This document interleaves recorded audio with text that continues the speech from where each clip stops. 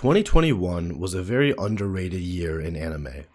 Although it didn't have the big name shows like we had in 2019 with Demon Slayer and Dr. Stone, what we did have was a plethora of above average shows, and overall, there's so much to choose from that it became a very good year. Not only that, but actually if you look at the top 50 ranked shows on my anime list, 10 of them came out in 2021, which is absolutely insane.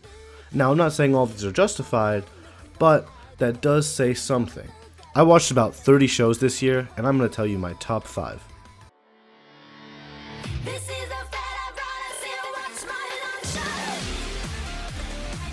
Now I'm not a huge ReZero fan. I enjoyed the first season, but I wasn't in love with it. When part 1 of season 2 came out, it was very well received, but I still wasn't on board the bandwagon. I thought it was slow, dull, and forgettable. I went into part 2 with extremely low expectations, and man, did it blow my mind. ReZero is starting to be really good. The theme of this season was character development, and man was it satisfying. We finally got a deep look into Amelia's past and her character. Only now do I believe that she's genuine competition against Rem as best girl. Ram is coming out as her own person instead of just being pink-haired Rem. Subaru now feels more like a teenager in a crisis rather than just an annoying brat. The Sanctuary arc finally climaxed, and I was reminded of what a creative, interesting world ReZero takes place in. Overall, this season felt colorful, alive, and emotional, and I'm excited to see what else is in store for the series.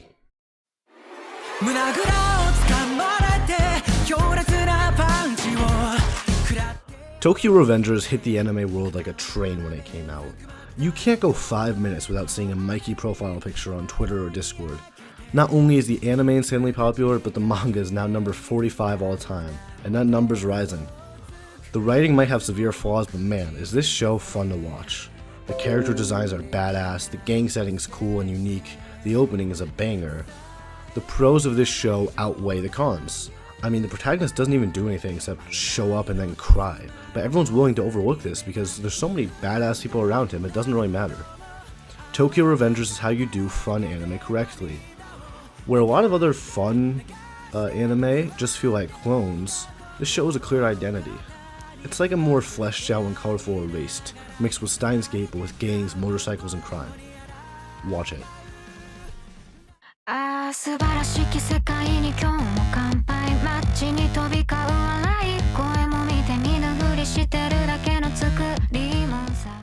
Yo, Beastars has a second season? I've heard this question a lot, which sucks, because Beastars Season 2 was amazing. Beastars suffered from releasing during one of the most packed anime seasons of all time, so it went under the radar. After the first season, I was unsure where the story would go, but the author definitely knew what they were doing. The subject of this season is uncovering the mystery behind Tem's death, which was mentioned in the first season but overlooked. Beastars isn't a furry show for no reason.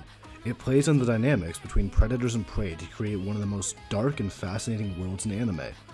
This dynamic is developed even further in Season 2, with Legoshi having identity crisis over whether it's justifiable to eat other living beings. This doesn't just concern animals too, but insects as well.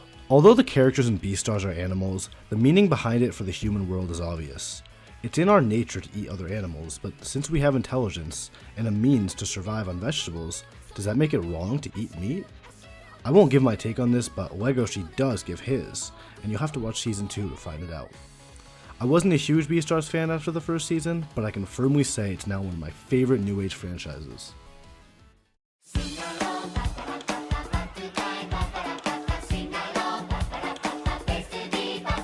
Watching Dragon Maid S feels like hugging a unicorn under a rainbow, and I love it.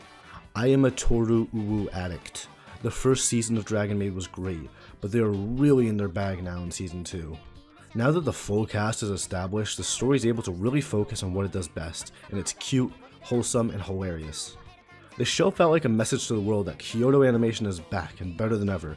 You can tell there was intense care and attention to detail in every episode, because this show is nearly perfect. The voice acting is amazing per usual. The art and animation is absolutely stunning. The music is great. People love to talk about how good Ufotable is, but I honestly think KyoAni is better, and no one really realizes it because they always make slice-of-life shows. I said in the Beastars segment that Beastars is now one of my favorite New Age franchises. Well, Dragon Maid is my #1 favorite. If you want a high-quality, feel-good show, check this one out. 大流に寄り添ってカップを巻かれば It doesn't happen often, but once in a while, a classic is made. Odd Taxi is a classic. In my opinion, it's the best anime to come out since Owari Monogatari in 2017. There were a lot of anime that cracked the top 50 this year. I've seen most of them, and I think Odd Taxi is the only one that genuinely deserved it.